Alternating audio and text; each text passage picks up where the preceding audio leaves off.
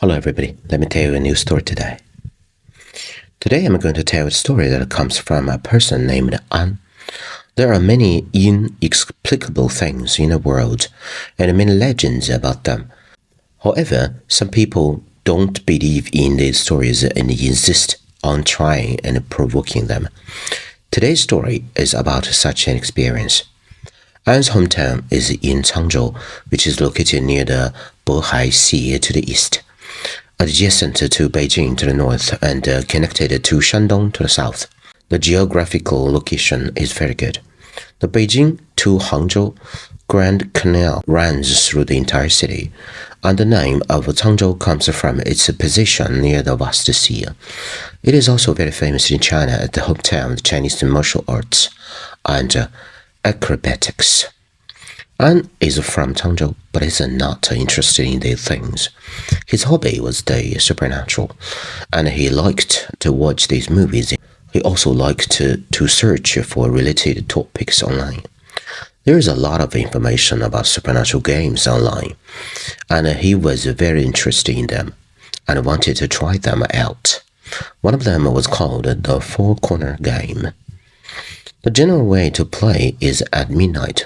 4 people in an empty room, each standing at a corner. Turn off the lights to ensure there is no light. The game begins when one person walks from his corner to the next, following a predetermined order, and pats the shoulder of the person in front of him. The person in front then walks to the next corner. The fourth person walked to the first corner, stands there for 5 seconds before coughing and continuing to walk, patting the next person's shoulder. After playing this game for a while, the participants will find that no one is coughing anymore. This means that there is one person walking and there is someone at each of the 4 corners, which means there is one more person in a room.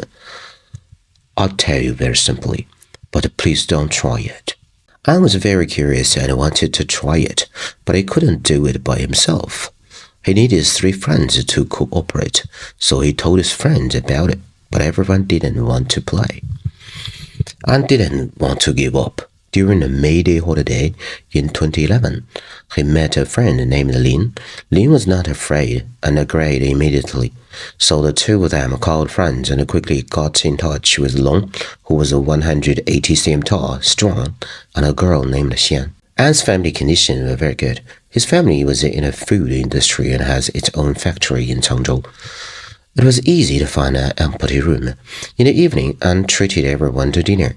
During the meal, An looked up many posts on his mobile phone. Many people shared their records of playing this game. Xian suddenly asked, "What if there really is a 5th person? Then, what should we do?" An hadn't really thought about this outcome, and he said, "If it really comes out, it's okay. We'll just run to one corner, then open the door quickly and go home. Besides, we're going to my dad's factory. Although it's a holiday, there are people on duty, so don't be afraid." After dinner, the 4 rested at An's house until 11:30 p.m. Then they drove to the factory. There was an empty room there. When they entered that room and looked at the time, it was 11:55 p.m. The time was just right. An and Lin were in a room, while Long and Xian were at the 2 corners near the door. At 12 o'clock, An said to turn off the lights, and the lights went out. In the factory during the holiday, the room was pitch black, and there was only some light from the security guard's duty room at the gate, but it was quite far away. An said, "Let's start. I'll go first." An walked to Lin and patted his shoulder twice. Lin walked to Long, Long walked to Xian, and Xian walked to An's original position, coughed once, stayed for 5 seconds, and continued to walk, patting An behind him. An walked to Lin, Lin walked to Long, and so on for 20 minutes. An was a bit bored, and nothing happened. However, that's not the case. There was only the sound of footsteps in the room, and there was no coughing sound for several minutes, but Anne did not notice it at the beginning. But suddenly he realized this, and as he was thinking about what was going on, someone patted his shoulder from behind. But this time it was not just a pat on his shoulder. After patting, the hand behind continued to go up along his neck to his earlobe, and then this hand began to gently pinch his earlobe. I felt the hand was cold, and he turned to walk towards Lin. But the hands behind grabbed his shoulders. The strength of the hands was very strong, and Anne did not dare to move, and thought to himself, "Am I dreaming?" He was a bit panicked, and suddenly a girl's voice came from behind, but it was not Xian's voice. The voice disappeared, and the hands that grabbed Anne's shoulders also disappeared. It was pitch black around, and Anne felt his heart was about to jump out of his body. He turned his head, but couldn't see anything. Suddenly, there was a strange and a cold laugh in the room. This laugh did not belong to any one of the four people. Then Long shouted, "Run!" I turned on the lights, and the four people rushed out of the room immediately. The four were outside the room, looking back at the room. The light in the room was still on, and the strange laugh continued. I shouted, "Who is it? Who's laughing in there?" Long said, "Don't shout, let's run." Before he finished speaking, the light in the room went out suddenly, and the strange laugh continued. I shouted, "Run!" Then he pulled the only girl, Xian, and ran to his car, and drew back to his house, and looked at the time. It was 12:24 a.m. Xian was actually crying from fear, and later she finally stopped crying. She said that someone touched her hair behind her and said, "Your hair is so beautiful." Anne said, "It seems that we really encountered something today." The four sat on the sofa in the living room all night. Long also played some calming mantras on his mobile phone. The four comforted each other and endured until dawn, but nothing happened. Later, Anne went to the factory and looked at the room. There was nothing special about it, and there was nothing abnormal.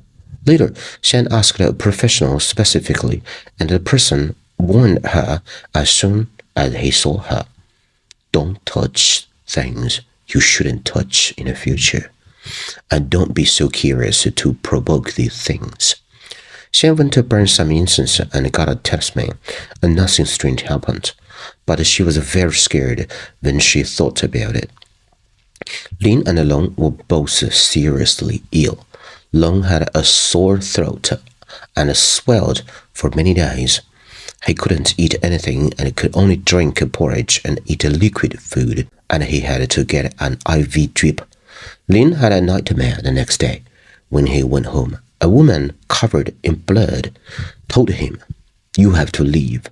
You have to leave, or it will be too late." This person was also his friend who died in a car accident. Maybe this friend was urging Lin to stay away from this matter. After the nightmare, Lin started to have a fever. The hospital couldn't find out the problem, and later he also consulted a professional. The professional said some words to Lin, but told Lin not to tell anyone, so we don't know what these words were.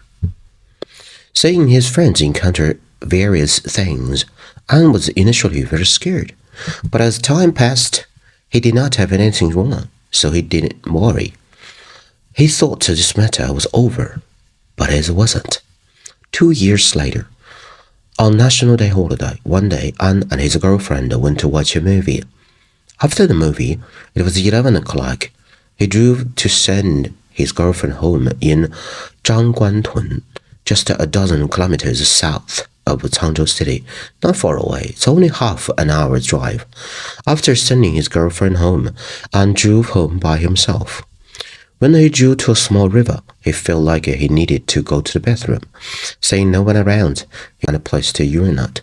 Then he got back in a car and was about to leave, when suddenly a person in front of him rushed towards his car and hit the front windshield with his head. Anne couldn't avoid it in time and was scared to close his eyes. When he opened his eyes, he found that nothing had happened. Anne wanted to back up the car to see what had happened. After all, he did not dare to get out the car to check. He was too nervous and shifted gears incorrectly. As soon as he stepped on the gas, the car lurched forward and then there was a bang. It seemed that he had hit something, and mustered up the courage to get out of the car, took out his mobile phone and shone it down, and found that it was a stone. He kicked the stone twice, but the stone did not move. Anne got back in the car and was about to reverse, but the car couldn't start. What would he do then? It was already past 12 o'clock. In the middle of the nowhere, he got out of the car and walked only a few kilometers away. So he locked the car and walked along the road. There was a moon in the sky, but there were no street lights. Anne walked quickly. After walking for a long time, he saw the lights of the city in front of him. He was a little relieved, and finally it was close to the city. At this time, Anne heard a sound around him, the sound of someone walking on the grass. Anne looked around and saw no one else. He kept walking, and then suddenly he saw someone was standing on the roadside. It's not terrible to meet someone, but it's terrible to meet someone standing still on your way at this time. The person was standing there motionless. Anne also stood still and thought, what is this person? It's late at night, and why he's standing there? There were still footsteps around him. He looked around, but there was no one.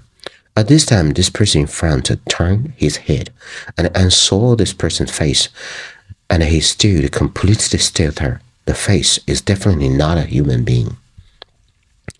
The mouth is wide open. The eyes are big. There are only a few whites in the eyes, and the eyes are almost all black. After turning around, this person is still standing there motionless. Anne stood there and didn't dare to move. Suddenly, someone was talking in his ear. It was a lady's voice. Come with me. When Anne heard this voice, it was as if he was poked. He did not want to cry at all, but his tears couldn't be controlled and flowed down. His legs seemed to be nailed to the ground, and he couldn't lift them. And the woman, who had just been motionless not far away, came towards Anne with a big mouth open. At this time, Anne's mobile phone rang. He took out his mobile phone and answered. It was his girlfriend, who called to ask if he had arrived home. He replied, I've encountered something. He was still crying. His girlfriend asked, What's the matter? Did you hit someone? Anne looked up and saw that there was no one around. His tears also stopped. He grabbed his mobile phone and started running. He shouted to his phone, Don't hang up. I've encountered something unclean. A woman. She looks very strange, and I also heard someone say next to my ear that I should go with her. His girlfriend didn't know what was going on, and could only say, Don't be afraid, I won't hang up. He ran all the way back to the city with the fastest speed in his life. Finally, he ran to Jiefang Bridge, and it was much brighter around. He took a taxi home. When he got home, he told his girlfriend in detail what had just happened on the phone. His girlfriend did not understand what was going on, and could only comfort Anne, saying, Don't be afraid. You are home now. I'll go to see you tomorrow. Anne said, Don't come. It's not your business. It would be terrible if you get involved. I don't want to put you in the trouble. I'll find someone to have a look. Luckily, nothing happened that night. Anne called Lin and asked, Where is that master you found last time? Can you help me contact him? I have to talk to him. Lin helped him, and Anne went to the master's house. The master took Anne to a room. The room was not big, with a cushion on the ground for kneeling, a table in front, a banner, and several Buddha statues were on the table. The master asked Anne to kneel down, and he gently patted Anne's head for a while. After that, he said, Get up, let's go to another room. Anne didn't understand and asked the master, "What's wrong with me?" The master said, "Does anyone in your family always pray for you? There should be someone in your family who loves you very much, prays for you to gods every single day, and you have a long life luck, right?" The master continued, "It's because of this that you are okay. And there was an old friend you knew before who was helping you. Otherwise, you are a dead man now. You're okay now. Go home and thank the person who prays for you." Anne was very confused. He knew the person who prays for him. It must be his grandma. When Anne was born, his grandma bought a life lock for him and told his mother that this lock could bless her son to be safe and live a long life. He knew these things, and his grandma chanted sutras and worshipped Buddhas all year around. As long as Anne was by her side, his grandma would ask him to do the same thing with her. But who is this old friend? Anne called his mother to ask about this matter. His mother thought for a long time and didn't know who it was. Anne drove to his grandma's house, and his grandma thought for a while and said, "It may be related to this matter." His grandma continued, "When you were a child, our family lived in a house with a large courtyard in a village, surrounded by many neighbors. Among them, there was a little girl who was a few days younger than you. The little girl's father was the driver for your grandpa. Do you remember?" Anne said, "Yeah, I remember." His grandma continued, "The two families had a good relationship and often took care of the two children together.